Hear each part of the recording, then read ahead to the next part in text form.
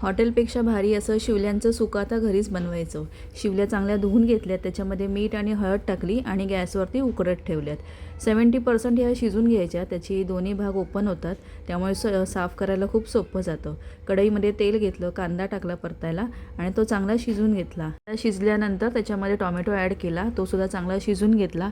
दोन्ही स्मॅश करून त्याच्यामध्ये हळद आणि मालवणी मसाला घातला. हे सुद्धा चांगलं परतल्यानंतर मालवणी पद्धतीचं कांदा खोबऱ्याचं वाटण घातलं आणि तेल सुटेपर्यंत हे चांगलं परतून घेतलं. तोपर्यंत एका साईडला शिवल्या ज्या उकडून घेतल्या होत्या त्या साफ करायला घेतल्यात. शिवल्यांच्या आतमध्ये हे जे काळं असतं ते काढून घ्यायचं, त्यामुळे शिवल्यांचा जो हिरमूस वास असतो तो ग्रेव्हीला येत नाही आणि चवीलासुद्धा खूप छान लागतात.